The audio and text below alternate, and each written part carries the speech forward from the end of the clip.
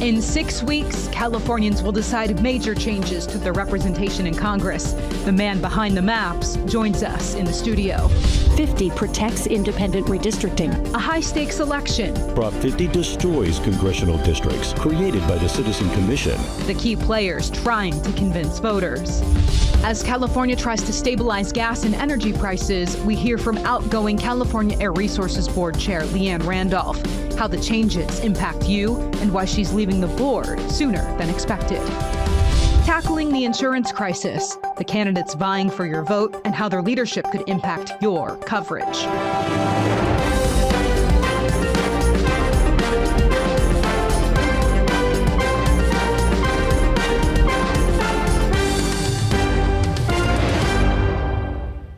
Thank you for joining me for this week's California Politics 360. I'm Ashley Zavala.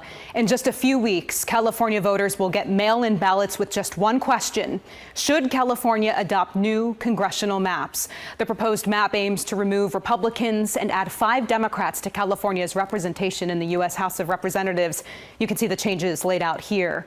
On your left, that's what the congressional districts look like today. On the right are the proposed changes. Voters will decide in November if these maps take effect for the next 3 election cycles. Edie Lambert shows us where the campaigns stand. Normally, congressional districts are drawn once every 10 years based on the U.S. Census numbers, but this is not a normal cycle. After President Trump asked Texas Republicans to shift their maps to keep control of Congress in next year's midterm elections, it launched a sort of arms race. California was the next state to jump in, and it appears to be far from the last. This is a voter alert. Warning. As ads like this are starting to saturate California TV markets, voters are warned millions of dollars will be spent to sway their opinion of Proposition 50. 50 protects independent redistricting. Prop 50 destroys congressional districts created by the Citizen Commission. Prop 50 asks voters to suspend the district maps created by a Citizens Commission for the next 3 congressional elections, and instead use maps drawn by Democratic lawmakers designed to flip 5 Republican seats. It's a response to Texas, which didn't need voter approval to change their maps after President Trump asked Republican lawmakers to flip 5 Democratic seats. I know they say don't mess with Texas. Well, don't mess with the great Golden State. That was how Governor Newsom framed the issue when he first began to campaign for it. He even created a so-called FAFO 50 campaign, named for a tough parenting style and targeted at President Trump. The murder of Charlie Kirk is an American tragedy. But after the assassination of conservative activist Charlie Kirk, the governor's tone had shifted when asked whether the political violence would impact the Prop 50 campaign. I don't know, because I'm the same guy that walked on the tarmac with Donald Trump. I'm the same guy that will pick up his phone call. I'm the same person that sat down, not just Charlie Kirk, with Steve Bannon. The Democrats, that they're dividing us, the Republicans, that they're dividing us. So we're getting hit from so many different angles. A leading figure in the fight against Prop 50 is former Governor Arnold Schwarzenegger, who had pushed hard to create the California Citizens Redistricting Commission back in 2008. This is why it is important for you to vote no on Proposition 50. And I hate to get political here, but this is not political. This is more about democracy, because we are celebrating democracy. As the campaigns play out in California, here's a look at the national battle over new congressional maps. Missouri is now the 3rd state on the verge of adopting a new House map before the midterms. Republicans are looking to pick up 1 seat there. Also considering new maps, Ohio, Indiana, Maryland, and Florida. This week, Democratic Senator Alex Padilla unveiled the Redistricting Reform Act of 2025. It would not only ban mid-decade redistricting nationwide, but also require all states across the country to have independent redistricting commissions draw the maps. And Republican Representative Kevin Kiley filed a similar proposal, but that one is apparently stalling in the House. The measure would ban mid-decade redistricting immediately. because no one should be able to rewrite the rules in the middle of the cycle. I have people come up to me every single day in the House and saying, thank you for what you're doing. This is exactly what we need. All of these states that you're hearing about that are going to go through redistricting next, supposedly, Indiana, Maryland, Missouri, Florida, their members do not want this. Not the Republicans, not the Democrats. They don't want to upend their entire district all of a sudden, have communities they've been representing for years tossed out, have new communities that they're not familiar with worked in. It's so bad for democracy. But for now, Californians will be voting on the proposed maps, and both sides have raised a combined $58 million for their campaigns. The special election is scheduled for November 4th. Thank you, Edie. I'm joined now by Paul Mitchell, the head of Redistricting Partners. He is the man behind those proposed maps. Paul, thank you so much for making time for us today. So just with you having drawn these maps, Democrats hired your firm Redistricting Partners to do them. Will you be part of the Yes on 50 campaign? Well, no, I'm not actually part of the Yes on 50 campaign. I'm in this capacity working solely as a line drawer. So my firm, Redistricting Partners, has done over 100 local redistrictings in California, cities, counties, school boards. Just on Thursday night, I had a meeting with a local school board in San Jose where they're redrawing their boundaries. So a lot of my work has been in this nonpartisan local redistricting. So when this whole thing came up, and at first, it was more just like trying to push Texas to not do their thing. Right? It was kind of like, if you're going to draw 5 districts, we'll draw 5 districts to counter you. It wasn't even seemingly that it was going to happen. But when we first started looking at it, it was that history of doing local redistricting that brought me to this.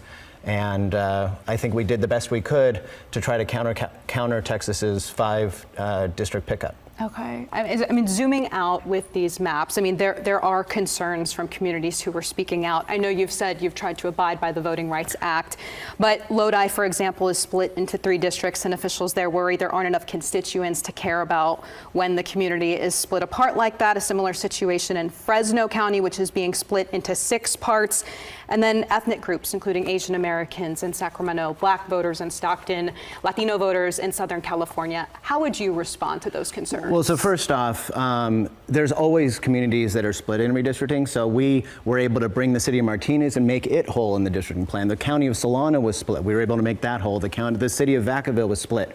We were able to make that whole. So there are actually fewer city splits in this plan than there was in the original commission plan. It goes from 60 city splits statewide to 57.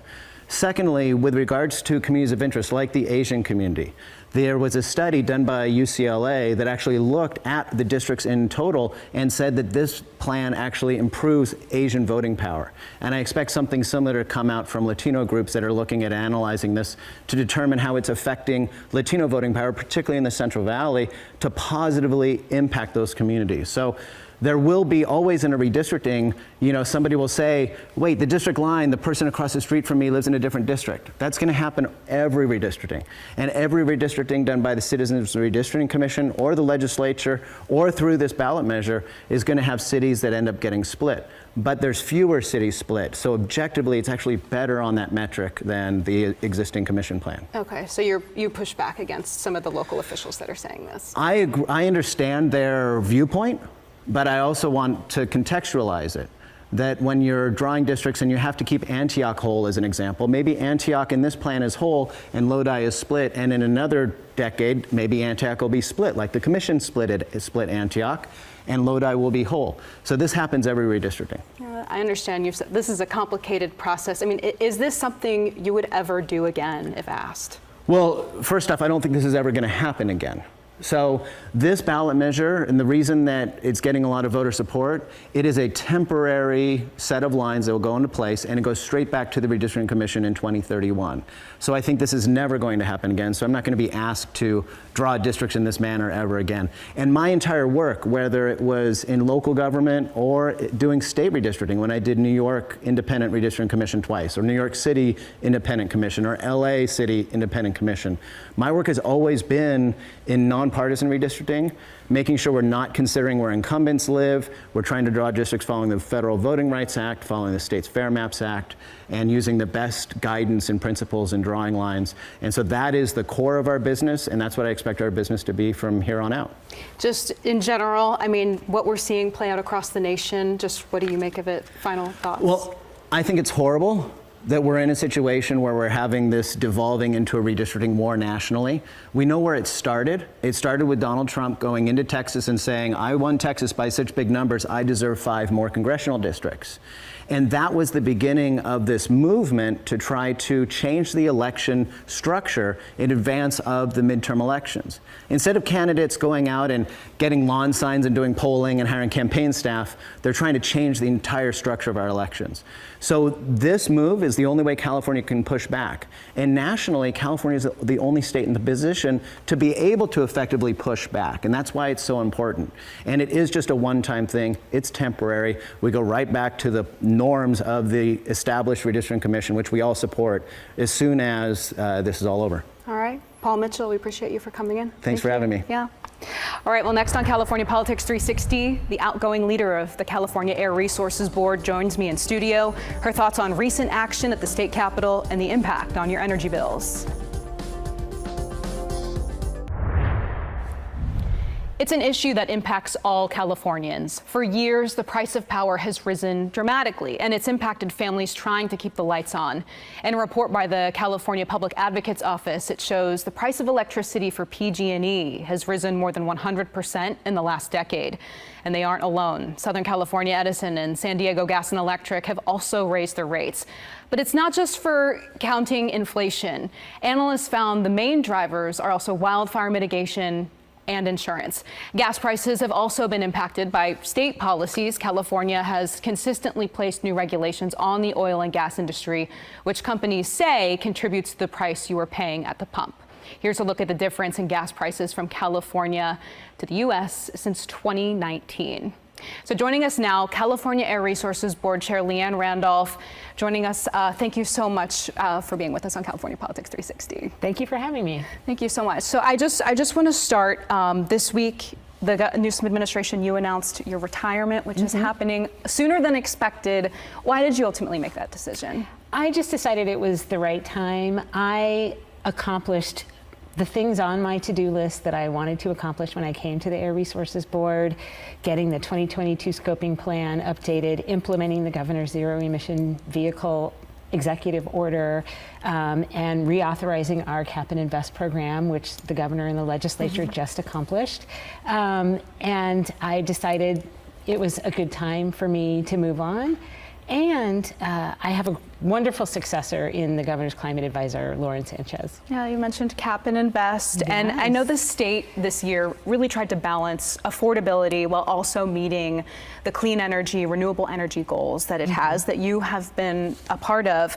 The governor signed a set of proposals, including the extension of cap and invest, and also a proposal to produce more oil in Kern County, this grid regionalization that allows the state to trade renewable energy. Just how much of an impact do you see that having on the wallets of everyday Californians? Oh, I think this legislative package is a huge improvement. On the regionalization issue, I actually worked on that issue when I was a Public Utilities Commissioner. It's been an important effort for quite some time because unlike Texas, which is an energy island, which creates challenges for them, California has the opportunity to work with the entire Western Interconnect.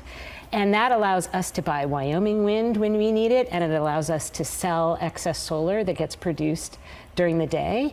And all that energy trading results in $1 billion of savings for ratepayers.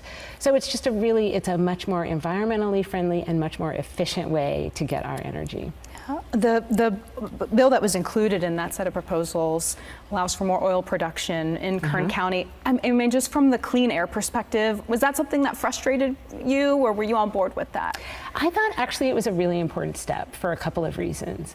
First, Kern County has been working for 10 years on an extensive environmental review document, and that had gotten tied up in litigation.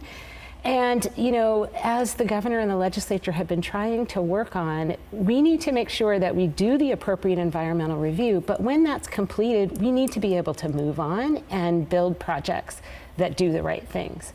So the fact that there was a robust environmental document was very important. The fact that the document requires drilling to be done outside of the health protective zones, which protect residents, schools, daycare centers from drilling, which is a really important legislative accomplishment that the legislature and the governor did a few years ago. The fact that that is in place means that the crude will be extracted with environmentally protective measures. And several refineries in California are optimized to produce California crude. That is the most efficient type of crude for them. So it means that their refining process is more efficient, which is environmentally beneficial. And, you know, the reality is even in our climate change scoping plan, which sets up forth our path towards carbon neutrality, we have recognized that fuels are necessary through this transition for many years to come, and we want to make sure that those fuels are accessible and affordable to Californians. Yeah, speaking of the transition and the affordability, last year, I know CARB got a lot of heat, a lot of questions about the impact, you know, the vote you all were going to take on just the low carbon fuel standard, how that was going to impact gas prices. Just reflecting back now, and for the person who is going to take your seat, I mean, do you think that California should do more to assess those impacts, how this will impact the gas pump and prices? You know, the regulatory process requires a really robust economic analysis, which CARB did, and I think that information is sufficient to allow us to really assess the economic benefits and the potential economic impacts of these policies. And what we have shown consistently with our key environmental programs is that there's always concerns that they're going to be, you know, crazy expensive. And the reality is that they have proven to be cost beneficial. They have proven to result in healthcare savings. They've proven to benefit people's lives. And they've really proven to make California a better place to live. And so that's what we see as the goals of continuing our climate change and air quality progress. All right, Chair Randolph, we appreciate you for coming in. Thank you so much for being with us. All right, thank you, Ashley. All right, well, next, a look at the race for insurance commissioner coming up.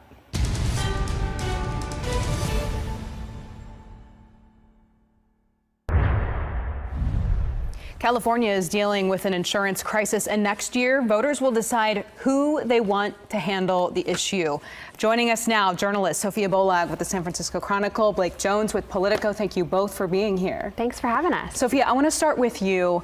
I mean, essentially, the insurance commissioner race is not one that's typically watched, but could that change this year? I think it very well could this year. That's because really the increasing prevalence of devastating wildfires in California has really driven a lot of insurance companies to pull out of the state or pull back coverage pretty dramatically. And that has meant that hundreds and thousands of California homeowners have lost their insurance. More than 500,000 people are now forced onto the FAIR plan, which is the insurer of last resort here in California for people who can't get insurance through the regular private market. And so that means this is really top of mind, I think, for a lot of California voters. Yeah, Blake, I mean, who is even in this race at this point? Who are the candidates, and are they qualified? The top two candidates right now are Senator Ben Allen, who just announced his candidacy this week, and former Senator Stephen Bradford. Now, both of them have done a lot of work on climate policy. For example, Senator Allen negotiated the climate bond that folks saw on the ballot last year, and Senator Bradford sat on his chamber's Committee on Utilities. But neither of them, and this goes for most insurance commissioner candidates in the past, have administrated a department like this that covers everything from wildfires and earthquakes, but also things like automobile insurance. Yeah, the current office holder, Ricardo Lara, I mean, what is he leaving these candidates with, whoever ends up taking the office, Sophia? Yeah, well, it's a tough job. Earlier this year, he implemented some reforms which have, generally speaking, allowed insurers to raise rates in exchange for essentially committing to write more policies in California. But that has left a lot of people with rising rates, which means people aren't, necessarily happy about how much they're paying. Yeah, Blake, final thoughts? If you're in a disaster-prone state like Florida or California, then you are going to suffer from the headlines about insurers fleeing the state when prices become, too expensive, and whoever replaces Lara, they're going to have to deal with that. All right, Blake and Sophia, we appreciate you. All right, we'll be right back.